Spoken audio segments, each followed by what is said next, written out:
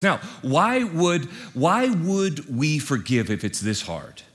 And again, we could keep talking about this for a long time. God actually tells us to forgive, and he could play the parent card here. Can we just say that? God could say, you want to know why you have to forgive? Because I said so.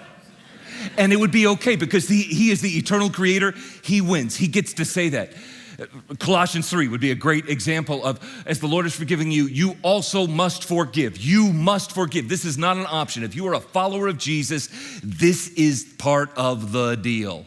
You got to forgive. But God, in his infinite wisdom and mercy, shows us that there are other reasons. You see, this is actually a gift that will break the cycle of hurt and retaliation and grudge and pain and memory that some of us are stuck in. Does forgiveness bring peace? Yes. Sometimes is that a part of how this works? Yes. Does forgiveness loosen the stranglehold of guilt on the offending party when they come to you? Yes.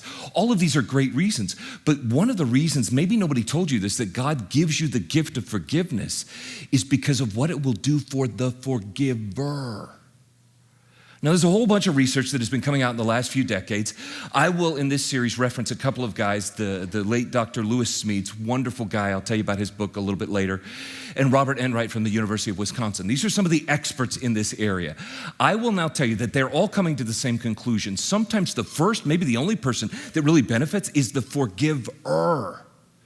Here's the big quote. I always give it to you if you come to Body Life. We're spinning up another class in a couple of weeks. Not too late to jump in. Really fun experiences we're having there. But let me just give you this quote from Dr. Smedes. The first and often the only person healed by the forgiveness is the person who does the forgiving. When we genuinely forgive, we set a prisoner free and then discovered that the prisoner we set free was us.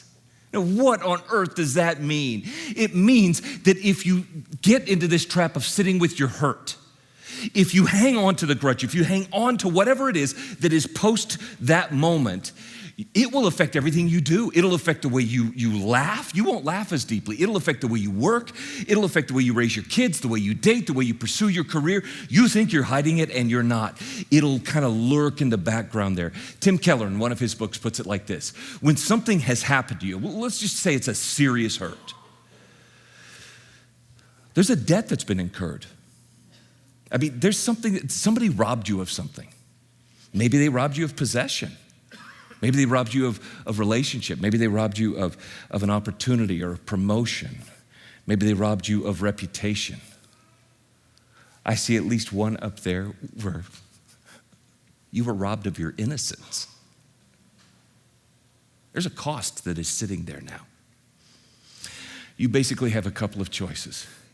Keller says one of them is, try to make them pay for what they did. Try to make them suffer as much as you have suffered. Now, there's a variety of ways that we think we can do that.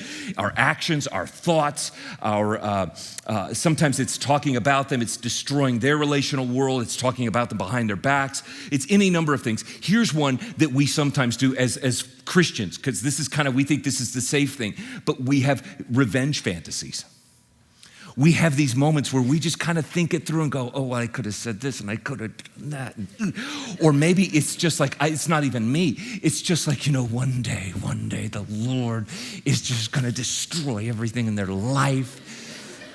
And I'm going to walk by them someday. I'm on the way to a Cardinals game. It's Market Street and they're begging for a cup of water. And I will walk by. And you play with this in your head, and that's part of this getting even. Listen to me. Nobody says this to you out loud. But for like a split second in the deepest, darkest part of your heart, that feels like it might work. But it's a lie. It doesn't. It'll turn on you. It'll rob you. It'll start to cost you. Your heart will grow cold. It'll grow weary. It'll grow hardened. It'll eat through your relationships and your thoughts and your joy. Listen to me. You'll start confusing other people for the person who offended you. Just because they have things in common. Like, I don't know, maybe they're the same gender.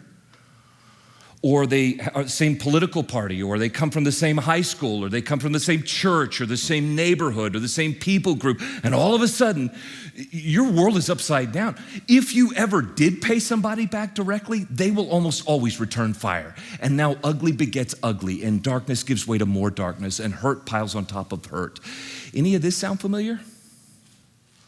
So you can go that way, or you can forgive. Now, Keller says forgiving, and we'll use different definitions, but Keller says forgiving is refusing to make them pay for what they did. Is that easy? No, that's incredibly hard for you to refuse to make them pay for what they did. In fact, here's the quote.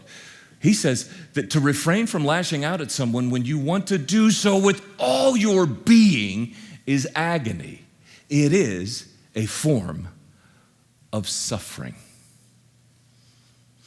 He goes on to say that it's really a kind of death. Some of you are going, Greg, you're not selling this well at all. No, wait. For those of you who follow Jesus, the Jesus-shaped life tells us that death gives way to what? Resurrection. Surrender gives way to freedom. There's a rebirth, there's hope. So maybe it's hope for the relationship. But even if it's not that, and we'll get to that in a second, it frees you up. You get to live the life God called you to live. That unfair pain is no longer controlling your life.